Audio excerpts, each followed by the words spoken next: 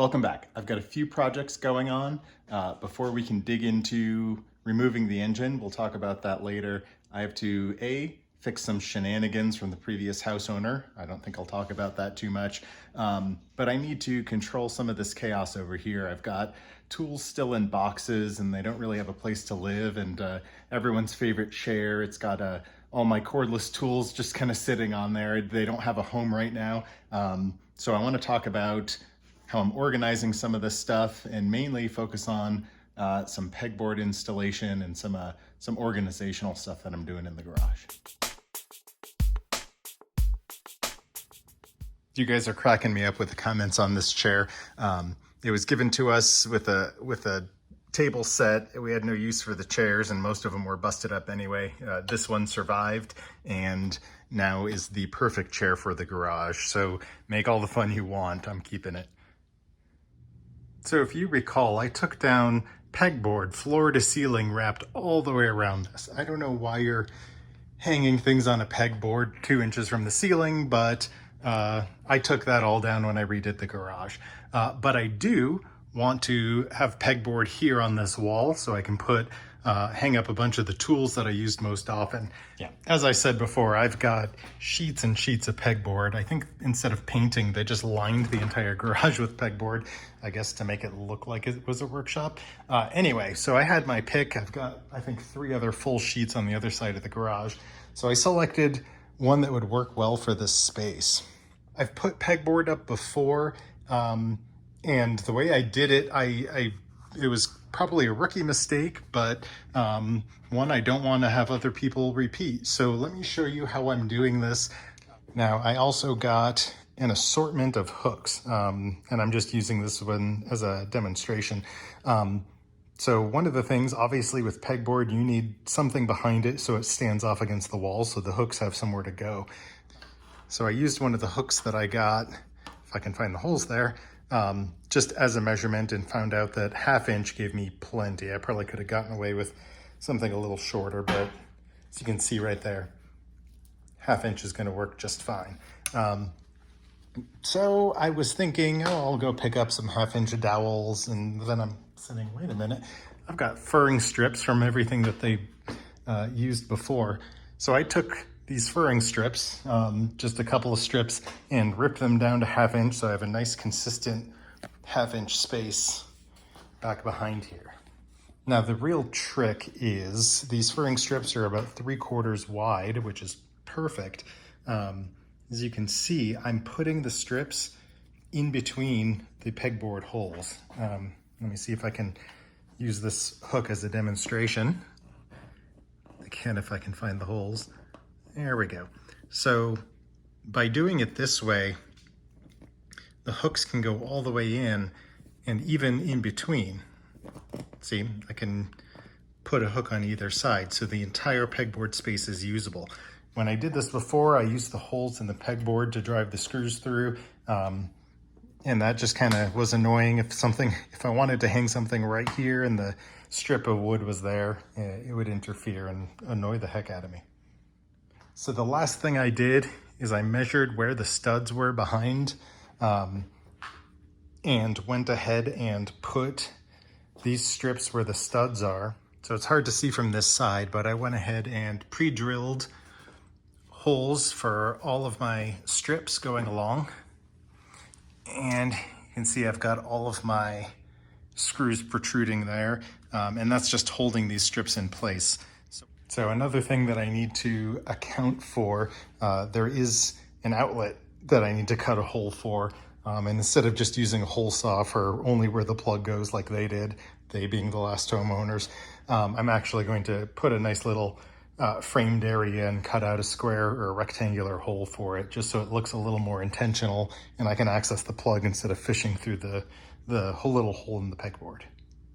So I think what I'm also going to do is just at the edges, grab a piece of furring strip and just go the length, just so I have, you know, not this almost a foot from this edge to the first stud. And I'll put anchors behind here. So pre-drill anchor into the drywall, just so this isn't as loose. I'm less worried about this side because I've got only a few inches, but for symmetry, I'll do the same thing over here. All right, so here are the hooks I wound up getting. I'll try to show a better picture that isn't covered in stickers I couldn't get off. One thing I noticed, I'm doing a side-by-side comparison. This silver one is one I've used in the past, I think from my old garage, and this is in the kit here. Just at first glance, I don't know if it shows up there, but it is remarkably thicker and sturdier. I mean, it just feels like a solid piece of metal as opposed to this that I can almost bend with my hand. So I think I'm going to be pretty thrilled with these. I'll keep you posted, let you know how they work out.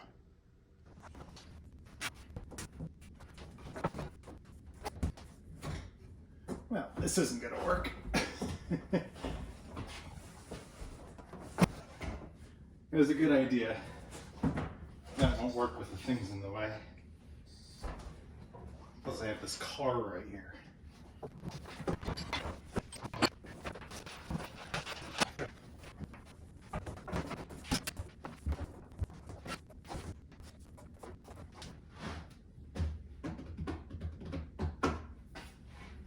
Not bad. If I made my measurements correctly, each one of these should line up with a stud, and I think that one I had to jog a little bit to the side, but that's okay. I think that's right here's where the outlet is. But you notice where I anchored these into the studs, lines up. That's the one off to the side a little, lines up, lines up. So that should work well. Okay, slight change of plans from what I said earlier. I've got these extra parts of the 1/2 inch from the furring strips in the corner there that I cut out before. So instead of cutting off a furring strip and then sacrificing one of the holes, we're gonna use these since they're already cut down to 1/2 inch. So what I'll do is on the edges here, I'll cover the middle 3 screws, and then I'll put an additional one in the corners, same on the other side there. And then this is probably overkill, but you can see all my little anchors here that I've kind of laid out. I'm gonna take these last little bits, chop them into little squares, and just kind of do exactly the same thing and do 4 in between these just to provide extra support.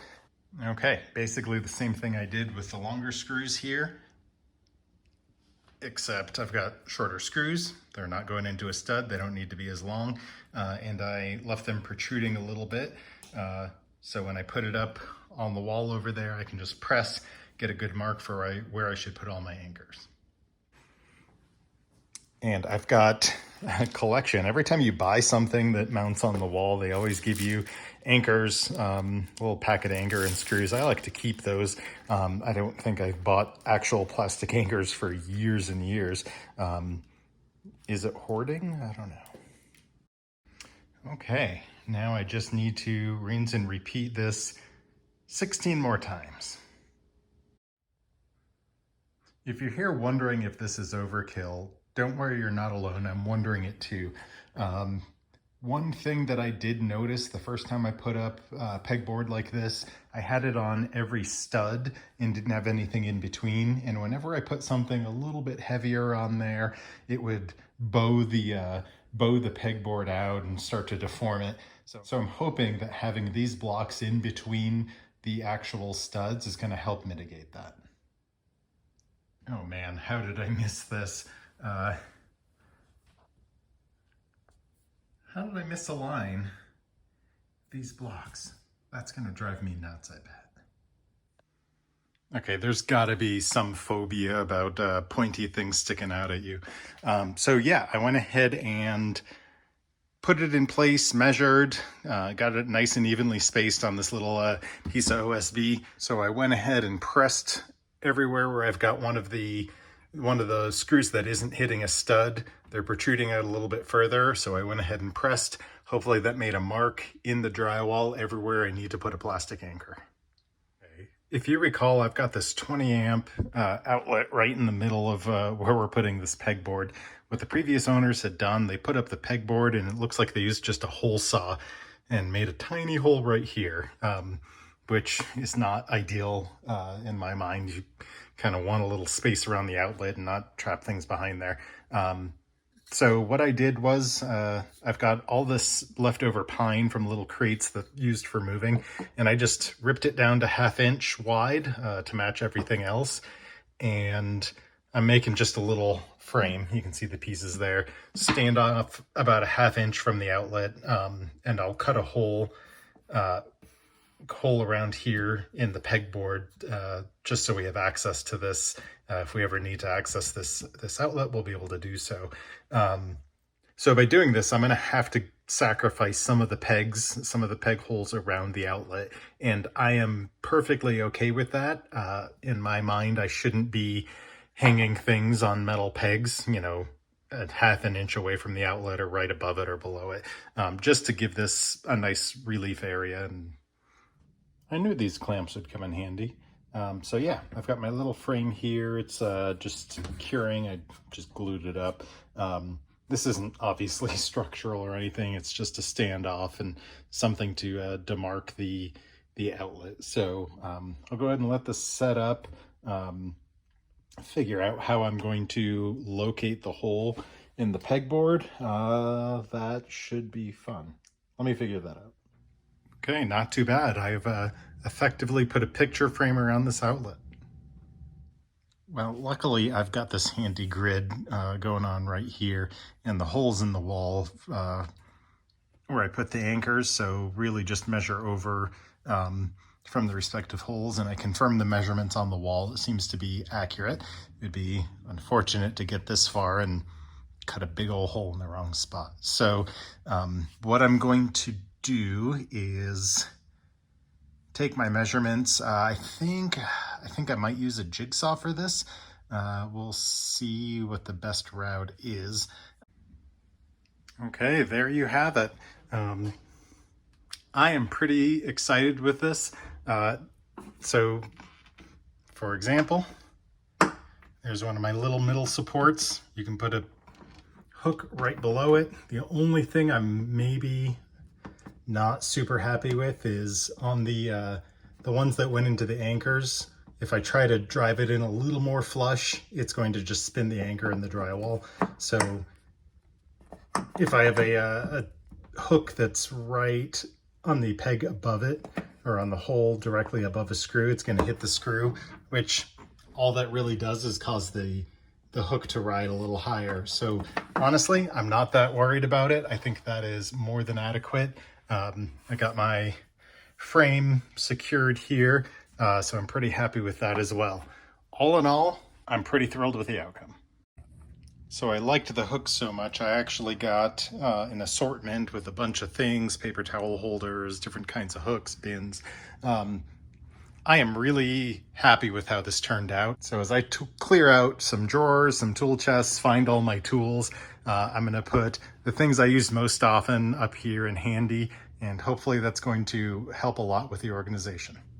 Okay, that is it for this video. I'm going to continue to get organization. I also got a fun little rack to put all my power tools on, all my DeWalt battery powered tools. Unfortunately, the place I want to put it right here, I got to wrap up this mess that other folks caused.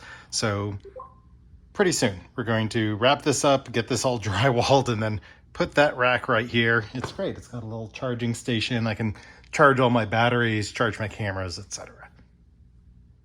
Pretty soon I have to start thinking about how I'm going to get the engine out of the Mustang so I can keep working on it, but I've got an idea for that. Okay, if you are still with me, I appreciate it. Thanks for sticking around. Thanks for watching, and we'll see you soon.